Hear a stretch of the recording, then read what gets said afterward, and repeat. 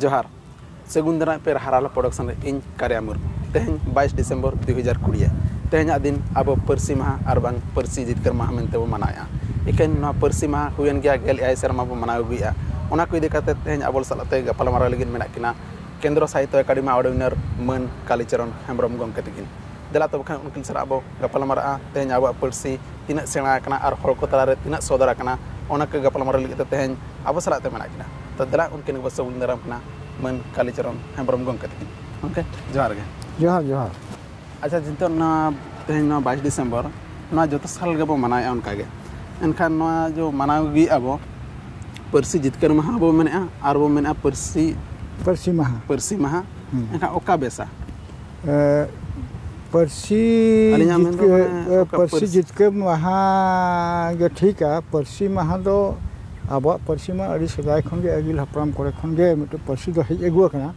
तबे अब संवैधानिक लेकाते नवा दो बांग 8 शेड्यूल रे बांग सम्मिलन तहन तो ओना लेकाते जखन नवा अबवा सेलेद एना 8 शेड्यूल रे एनखान दो मिट अब मिट जितकर हुई कना मेनते ओना लेकाते परसी जितकर माह गेबन मेना तबे नवा दो खाली जितकर ये दो अब जेते मेलखान अब सान्तार को परसी जेते होड़ा छुटो इदी काते नवा जितकर कांती परसी जितकर माह मेन लेखान के नापायवा और परसी माह में लेखान दो परसी दो 30 खनचे नवा दो सिरजन आकान ओकोय बडाय का ओना दो परसी जितकर माह के नापायवा नवा जा मेना कना माने तोठा जनी जगह जनी एटा एटा बो मेना नितो धरिते उनका माने चेर ऑल तोला कना जे अब परसी जितकर माह गबो माने आथान कोना नितो फेसबुक व्हाट्सएप रे को मेना जे बांगा ना दो परसी जितकर माह गेबो मेना कि परसी माह गेबो मेना आथान को मेना परसी जितकर माह आथान को मेना परसी माह खान ओना चेतान रे चेर माने अब सावता सुसिरिया पाहटा सना चेर स्टेप को दिया कना जे नवा गेबो अब दो माने परसी जितकर माह गेबो मेना मेनते बांग नवा दो परसी माह कान गया तो कथा हुई कना परसी दो मिटंग जेते जेतरी आमी मिटे परसी मेना का तो परसी दो ओका खन एहब कना जदि आबो बोन मेना जखन पिलचु हराम पिलचु बुढ़ी तकिन ओका लेकाते परसी किन हरा बुरुला उन जखन के परसी माह दो बोन मेन लेखान दो नापायवा और परसी दो ओका खन बेनाव कना चे लेकाते हरा लहा कना ओना दो अगिल हपराम को नवा दो लाक्चर रे कथा कना तो अगिल हपराम को बई बई ते नवा चेका परसी को हरा बुरु ला को जेमन अब मिटंग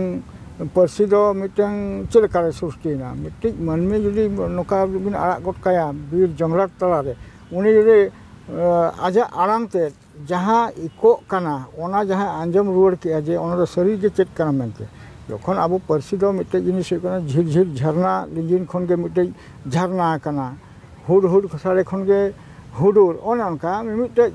चे चे सारे ये चेने को आरा खन के चेने ओनका मिटे परसी दो बन याम दिया का तो ओना लेकाते अब बन हरा रहा दिया का तो नितो अब जदि बन मेना ओंडे खन के सांगे रे सिरजन दो हुई कना तो परसी जितकर माह के मेन लेखान जते खन नापायवा चिकाते जखन भारत संविधान बनावेना उन मेदल रे जहां तिना अब दिसम हटिंगना जे मानो दो जाति लेकाते दिसम हटिंगना अब जेलेका मिट पाठा दो पाकिस्तान मिट पाठा दो हिंदुस्तान ना और बांग भारत ना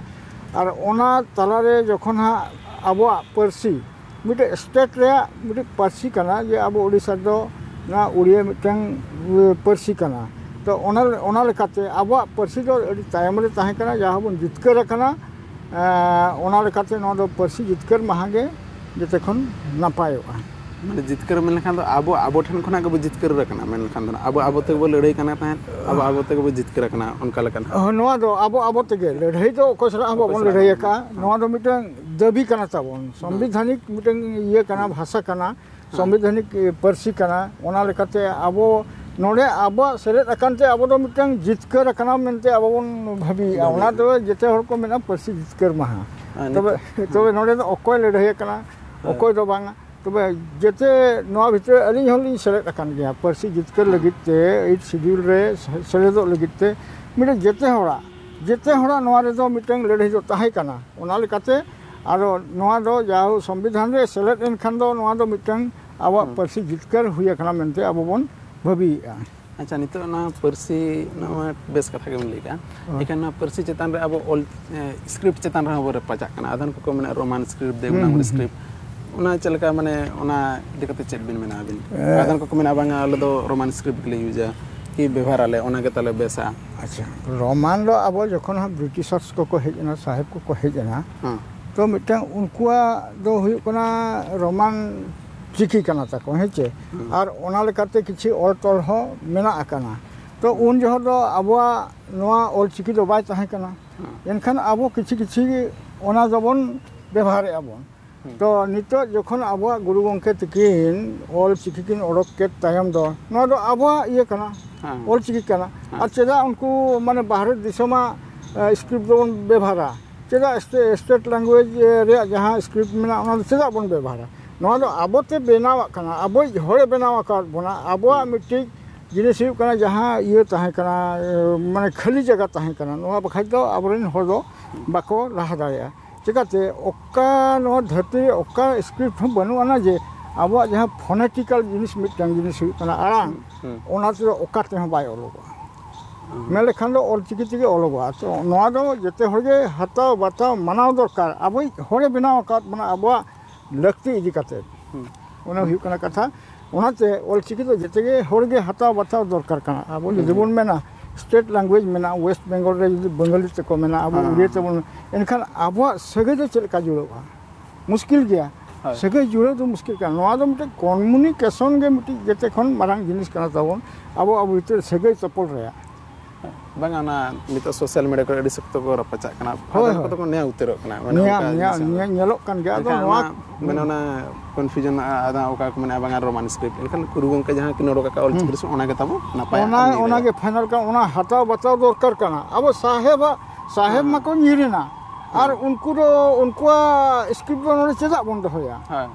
बा बंद होया उनको चलावना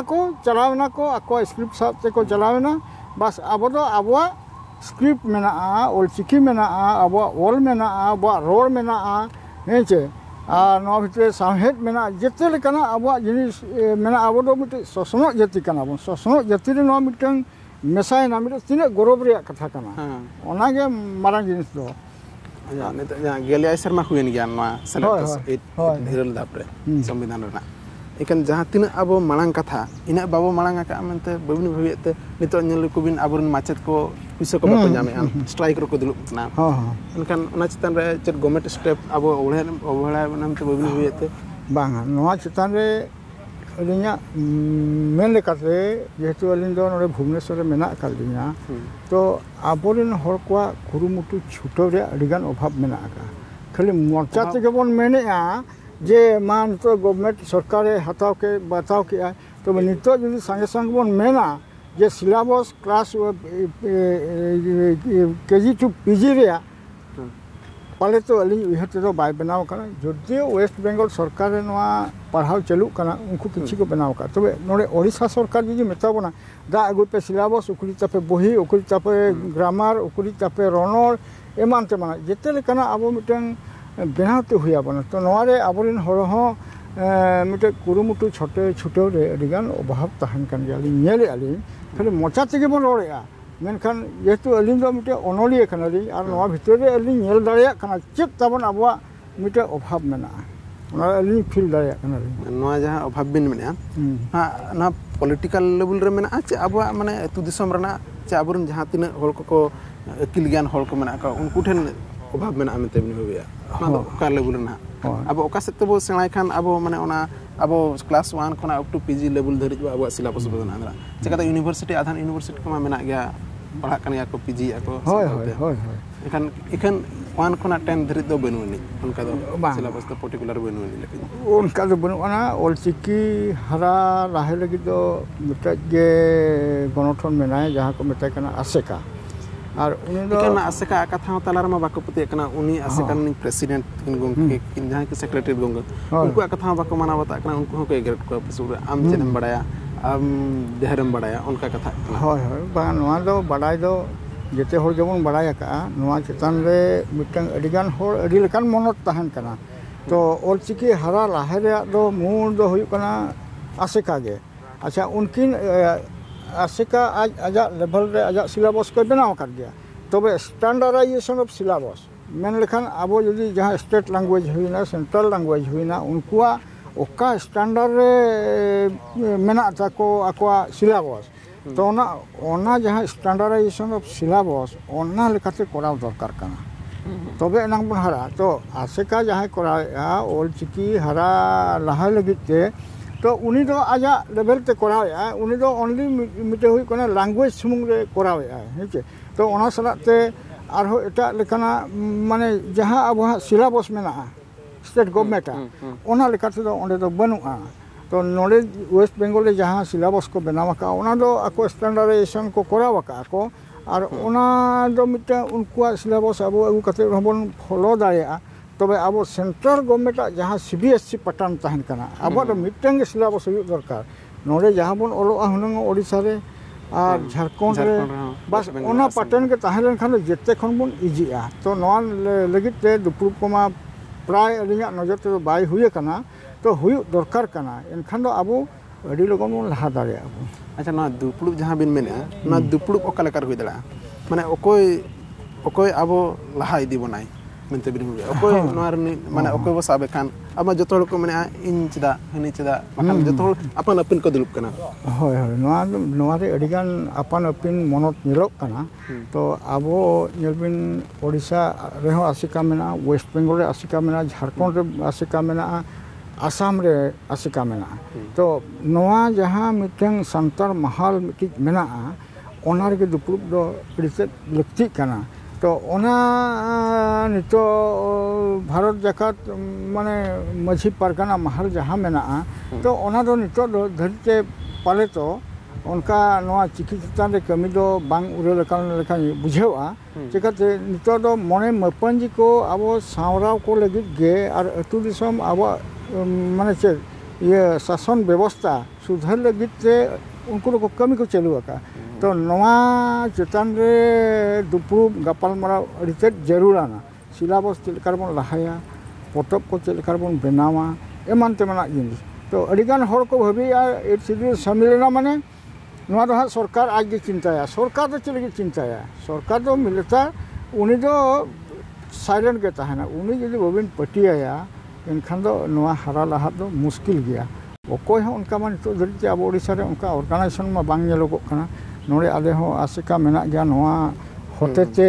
ladauna do chalu akana department re chalu akana to noa lockdown idi kate ha corona virus idi kate ona do ha bang iye kana to surdin re noa abon chestay abon ar head office mena kana nore jaha tina kami mena a alle kamiya onka katha noa lekate ado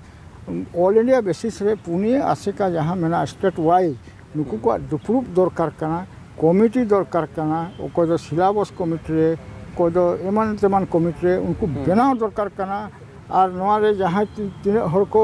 eling men ateng elimitang mon sirpol te ko ara hosir ka dinya eling gora sana linya okoy ling gorowaya noa legit te okoy kana head are ma kami legit te tayar mena akal ya to okoy mithet bonai ona gitu adi marang katha kana onolia ko adigan mena akal ko ga unku jette goro sohot ko na tobe okoy mithet bona na mite adi marang boho hasure karang kana abwa persi iril dhape samvidhan na mesar okoy jasti dil dale tahe kana mente nu dil dare ma no persi re sele legit ma adi din khon ge abwa laraw nama tahe kan gya okoy jo okaleka chalu kana tobe noa laraw na do asokai te ling bhabia je sanam horak kan gya to ente reho districate West Bengal ren hor jodi bako lagaw ko enkhan do noa do huyu do muskil gya na un jo mitik ge special hijuk kan tahe un jo West Bengal ren jahan tina MP ko tahe kana unku kwa ye laraw na tapore nore nyelekhan Subos Lahasta tikin mena kina unkina kurumutu do riset ge nokama ho hallama mitik jinis hu kana Salkhan Murmu tikin gari kin laraw ke ye kin un jo unkin MP kin tahan kana tobe mitik jinis je public ka pressure bangkhan do no do oho ang gya niche to katha hu kana house bithre re no present ayo koy Abin mite house bhitor present lagit te hor dorkar ana. Mid hora iye tema support tema bai ganoa. Adigan hora MP ko support dorkar kana. Ado ona lekate asokai te do West Bengal un joho jaha ko MP ko tahe kana Subodh Hasta lekan ko goro sohotte adigan kami do huye kana. Tobe bahare reho Sarkhan Murmu takin akin sagar kin achur kut gya pray jete atu disom eman kore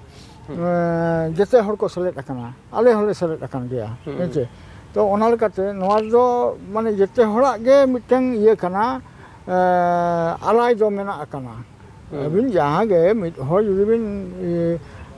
laha a to ona miteng jinis huyuk kana ona laha pachre re hor bang tahlen khan ekla chet bin chikaya hor ka support dorkar kana to ona gota lekate noa do abo West Bengal huin Jharkhand huina Odisha rin huina jete horak ge noa do miteng je adi marang alai kana jaha leka Ram Setu benana miteng nuku ye tur tur je chemeng kwa ho mite alai mena akat gya heche ona do public lagi heche ona onka katha kana ado thik gya jahu ado alai do onka do mit horak lekate do alin do balin bhabiya noa do samelai horak alai kana. Nitok nyelok kana jaha tina mane aburen kola kuri ko Bhubaneswar Kotok Bhubaneswar gota bajar ko olok kana bo ikan onte jaha tina bo develop ya abo santal parsi do ol rol joto abo bai bai to hilini dia na bisti kan so bajar kore ge nyelok kana ma idi kate abin chat bini abo muti jinis huyuk kana parsi do atu disom rege mena aka atu disom khon jaha tina bon hijuk kana unku ठेठ के परसी दो मेना नोड़े मिटंग बाजार नगर जहाँ तीन को chicory करना हिजुक करना को नौका हो अब मन भबी आ जे मिटंग नोआ दिक्कु अरंग परसी तिगे मांग तो को चेत ako करना को चेत ako kan खान को चेत चिका करना इनखान बाय बारेन सनाइट को गिदरे हो जे नोआ मिटे भाषा रोड चेन हो मिटे भाषा रोड चे तो उनका गिदरे तो बाको बाडे नोआ गिदरे तो लैंग्वेज टिक को मेना का मिधर इरल गोटे भाषा रोड दाड़े ओना सेपारेट भेगार रोड दाड़े बाय डायलूटा तो आबो मिटी गार्डियन को नोआ मिटिंग खराब चिंता धारा बोलो आकना गिदरे दो जत्ते लैंग्वेज टिके चेत दाड़े जहां एरिया रेगम तहन ओना लैंग्वेज ते चेत दो बाध्य कान गया तो नोडे आबो मिटिंग भेगार लेखान चिंता धारा बोलो आकना लिन नेले आसोकाइते नोडे ओडिसा रे मेना बोना आबो दो उड़िया तिगे मानंग बन चेत को अडिगान तो आले अलिंग हो माने पेया कुड़ी रे मेना को तबे बारिया दकिन चेत आकाकिन आर मीटिंग मा उनी चेते कनालिंग हेचे उनी मेना चेत करे बन बड़ाया मेना स्काई माने शर्मा स्टार माने इपिले उनका मेना दाका माने राइस मैं चेत करे बन बड़ाया मेना आले मेना ओना समय सेटरो मा इन चेत गेदो मेना ओलो को बड़ाया का हेचे ओलो को बड़ाया आदो आक्वा ये चेतान रे नोआ दो मिटी गार्डियन चेतान डिपेंड गार्डियन चेतान रे नोआ दो जते खन मारांग ये कना उनी आयो अरांग कना आयो जुदी बाय रोड़ा दिया इनखन चेत करे चेता उनी हुयु कना कथा अडिगान गार्डियन ओना बाको ये तो जखन हा दरकार पड़ाव कना उन जो दको चेत ako कना उन जो गिदरे माने फोनेटिकली अडिगान मिटंग जिनिस बाको क्लियर दाया कना को रोय गया को अच्छा अतु दिसम तो चेत चिका कना आबो मिटे जिनिस हुयु कना अतु रिबिन ओडोकना जते हरगे आपुन हरसला में रोक बाजार गिदरे को रोड कान रे हम तिने गान जिनिस अतु दिसम रे कथा दो बाय बुझा दाया चेलका नाहेल मेताय खान ओका बाय ठिके दाया अनो रे गिदरे चालाम मेताय खान बाय ठिके दाया ढेपनी मेताय खान ओना बाय ठिके दाया तो नुकु को रेगुलर अतु दिसम इदि दरकार कना और आबोआ निजरा परसी जदि बबिन चेदा एनखान ओखया बिन चेदा नोआ गे मिटे अडि मरांग प्रॉब्लम कना तो नोआ दो आयो बाबा मिटे अडि मरांग दोस कना और नितो माने आबो नेलो कना तिनगान अळि चेतन करे हो अळि आर बांग वार्ड करे हो माने अडि गान बोरा पाचा कना आले सेद दो को मेना जो दो जो होय मंदार बाहा चेचेन बाहा आबो सेटा आबो वेस्ट बंगाल रेटा झारखंड रेटा ओडिसा रेटा नोआ इदि कते चेर उनका स्पेसिफिक बुही मेना जहां आबो बडायते ओना पढ़ाते ओना क्लियर अब हां ओना मिटी कथा कान गया नियल बिन आबो मिटन नेशन वाइज मिटन अरे दो मेना आकात गया जेहेतु अब मानवी बन हेजना कम हर बन ताहे कना मिट्टी ग्रुप रे बन ताहे कना मिट्टी लैंग्वेज गे जते और जो दो जो बन मेनेआ सकाम दो सकाम बन मेनेआ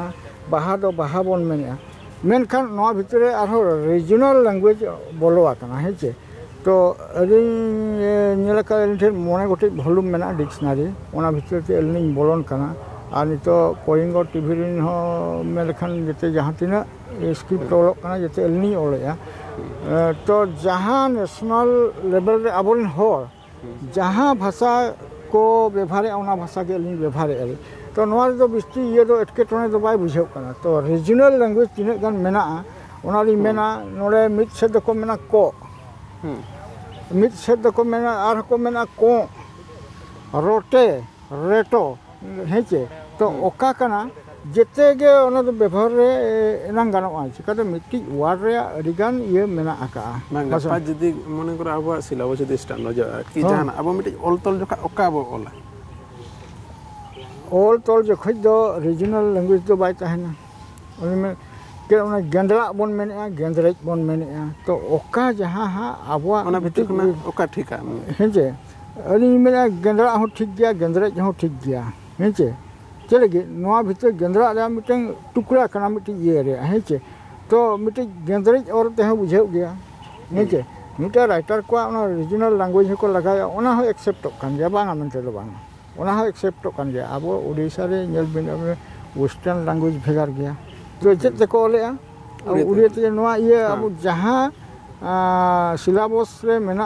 ओना लैंग्वेज ते करोया रीजनल लैंग्वेज आपे गपाल मरार पे व्यवहार दाया और लैंग्वेज तो गुरु गंके जहां व्यवहार का ओना व्यवहार पे ऑल तो ना सेरेंज रहो माने नितो ठीक है अब वेस्ट बेंगल रे मिल लका झारखंड रे मिल लका उड़ीसा रे मिल लका असम रे मिल लका ना सेरेंज उनका सेरेंज बांग उनका देह तो फरक तो बा बुझे लैंग्वेज चेतान दो तबे राहा चेतान दो करी फरक बुझे कन गया तो जहां बुझे हर दो उनका फरक तो देह तो बा बुझे कना तो रीजनल लैंग्वेज जहां निमित्त को लगाया को ओनर कटी बुझे रे कटी बेभुल कान गया चेत कना नवा दो नवा चेतान रो अब उड़ी जुरबा मा आलेले वेस्ट बेंगल से उनको मेना आले ठीका झारखंड से उनको मेना आले ठीका अब उड़ीसा पास्ट उनको मेना आले ठीका नवा लगिते कमिटी दुरुप दरकार कना जहां आबो सील मिटन नवा चेतान रे गवेषणा चालू आका सील हां हेते उनिया जहां लैंग्वेज जहां बन एडॉप्ट आबन ओना लैंग्वेज के दरकार कना डिक्शनरी में अडी होड़ा अडी लकान लैंग्वेज मेना खाली नेलेआ हेचे भेगार भेगार को रीजनल को व्यवहारेआ को दो नेशनल लेवल रे को व्यवहारेआ ओने उनकाना लैंग्वेज को आरो नवा दो देह दो ओरक फरक दो बाय ताहन कना अली देह दो ओरक फरक दो बलिं बुझेवा अलिया लेकाते जते वेस्ट बेंगल रे कथा लिं बुझेव दाया आसाम रे कथा लिं बुझेव दाया तिने गा रीजनल लैंग्वेज मेना चिकाते हेरा गेसा हुई कना और नवा करे तिने गान ऑल तोल करे हिजु कना आदो ओना को समय समय रे नोट काते अलग दोहोया ओका रे ये कना वार्ड कना मेनते अबिना टंग पोतब 2019 रे होय केंद्र साहित्य अकादमी अवार्ड ᱧᱟᱢ ᱟᱠᱟᱫᱟ सिसिर जली एखन सिसिर जली भितर रे सिसिर जली ᱧᱩᱛᱩᱢ रे तो मिट्टी हो कहानी दो बनु नवा तो सिसिर जली दो अली नोकातली ये का last fruit of the plant हेचे जहां लेका मिट्टी सिसिर जली दो हुयु कना ये मिटन कोहड़ा नरिया कना लास्ट मिट्टी ओना दो हुडी हुडी जो ओना को मेता कना सिसिर जली दो हेचे आलो अलिया दो ओना मीन कतली ये का ओल का नवा दो माने मिटन अडिगान जो दो जो चाबा कना मुचे रे मिट्टी हुडी धरा लिं जो का अलिन हेचे ओना जहा अलिया मीन दो आजमते सिसिर जली दो मांगे सिसिर जली दो नोका हुई कना ओनली में नड़ी मुचे जहां मिट्टी ये जो मुचे जो हेचे सिसिर जलीन तम हांते दो आदो बाय जो हेचे हांते दो बाय जो ओने उनका ओना ओने के मुचे ना आदो अलिया दो नोका खाली अलिन दो माने नवा दो हा मिटन सिसिर जली लेकना प्रेजेंटेशन लिं एमका हा नवा दो उपहार लिं एमका तो आरो मूल रे दो आरो मेना गया हाथे जो लेटू आदो ओना लेकाते आरो ऑर्डरलिं तुली एकात गया अच्छा अबिना पोतब जहां सिसिर जली बिन भेजा के केंद्र साहित्य अकादमी ठेन ओंडे भेजार ना चेत प्रोसेस ना करा जहां तीन ओनलिया को जदी भेजा सना को पोतब Khan ओंडे चलका abo nore ground re menak kwa jahan ko unku do ari confidential iye kana ko unku do potop ko collectiona na Odisha re mitang unit menaa unku do abin do babin badai daya ko unku potop ko collectiona nyela ko parhawa ko oka jinis ko bes jinis mena unku ko collection kate ko bhejaya ko bheja kate onde committee duruba committee durup kate ona thik leka iye kana che bang selection huiwa year wise selection abin do babin badai daya alin to boling badai kalinya potop chalawa kana mente nese ar onde final board meeting huiwa onar finaloa bohi jokhon ko collectiona un jo mone gote alin potop ko koi kelinya alin mena chetcho noa mite chalawa kana Patto Sahitya Academy bakhan alin to boling badai ka ठीक है उन्होंने भेजा के तायम जे जखना decision हुई तायम notification संगे हुआ notification when तायम जाहो आदो इने पोटप इनाम का मेनते अलिनी संगे को खबर लिया बाखा तो बबिन बड़ाय दारे अबिना पोटप बिन रस्के बिन बुझो के ओना दो मिटे रस्के दो नोका रस्के कना अडी मारांग रस्के कना ऑल इंडिया लेवल रे कथा कना लैंग्वेज लिटरेचर चेतन रे दो अडी रस्के रे कथा कना तो ओना लहार दो अबिन बबिन ठिका दाया नुकुआ रेफरर मेना कोआ जहां ग्राउंड रेको कमी कना उनको को नोआ को कलेक्शन नितो धरी हो नोडे मेना को गे तबे अलिन दो बोलिंग बड़ाय का कोई को मेना कोआ अच्छा ओने उनका कथा कना अडी कॉन्फिडेंस ताहन कनो अबिना पोतब सिसिर जली दि जहां पढ़ाव सना कोआ उनको ओकाले को न्यामा ना सिसिर जली पोतब मा नामा अडी लहार गे प्रिंट कना तो उन जो अडी गानी हटिnya का अलिन तो लास्ट जखन नोआ हाँ मन सिकल कते नाम के उन तो अलिnya पेसाय गान गे पोतब ताहे कना नोआ भितर रे अडी गानी हटिन चाबा का आर हार्डली 15-20 टी गान मेना का आदो सेकेंड पब्लिकेशन लगी हारिन चेष्टा लिन चालू का और नोआ चदा बोलिंग पब्लिश आर मिटिन नावा बही पब्लिशर रे मेना का एनखान नोआ दो वेटिंग रेगे मेना का आरो सुर दिन रेगे बन नाम दाड़िया नोआ दो जते होरा होठे सेटर दरकार कना ओना हारिया रिका कना हा निचे अनि तो चेक को उनका बिन ओले अचे सिसिर जली रना आरो चेक हिजु आरो चेक एडिशन को उनका बांगा नोआ मिटे पोटप ओलो दो मिटे हुई कना जालाम तीन सला समान कना तो अबिन एहो बाबिन सतो किंतु मुचे तो 30 मुचे दो ओना दो बबिन रोकिया आरो नोआ सिसिर जली तायम अली आर मिटे पोटप बिन ओला का ओना दो सिरजन काहेत कना ओना दो पोटप दो मेना का और थर्ड एडिशन हा तलिंग अलिया हिजु कना बापला बिनती चेतान रे लिंग ऑल चाबा का जतना बिनती को चाबा का तीना गान जिनिस जो एडिशन मेना ओना सुर दिन रे पब्लिश हुई लगित हा और ऑल तोल दो दिन हिलो गे मिटे चालू कना चिकाते ऑल तोल दो माने नरो मिटे पेशा लेकना जिनिस का जदि बबिन ओला एनखान दो ये ठीक दो बाय बुझावा दिन हिलो गे चेक को चले खटरू दे होर तबिन उहर दिया संगे बिन नोट दिले ना ना उहर ताहेना ओनकान जिनिस का अरो नोआ को ऑल तोल दो चालू कन गया जहां तीन दिन धरि मेना बुना ऑल तोल चालू कन गया अरो आसोकाय तबन अबन ये कना जे सिलेबस भितर बोलन साना कना ये जहां गे अब ओडिशा पनत रे मिटे गिरे को पढ़ा ओना सिलेबस भितर बोलन साना कना ओना लगित हो किछि अब योगदान एमो सनाय बना तो उनकाना महल के बांग बना को रेडी सरहा उनके अबिना बिजी शेड्यूल कना आले बखरा तेन टाइम बिन डोके आ दिसम हल को बिन लई सदर का पुरसी महा इदी कते आर अबिना पोतब सिसिर जली इदी कते तो नोआ गलिन आशा अबिन नोका गे ऑल बिन नोका गे अबिना कहानी को आले हन पढ़ावा नोका गे आरो हिजु कान दिन रे आरो ओला का गे ताहेन बिन मा तब खान अडी सरहा जोहार गे जाहो लिंग पाटा खनो अडी सरहा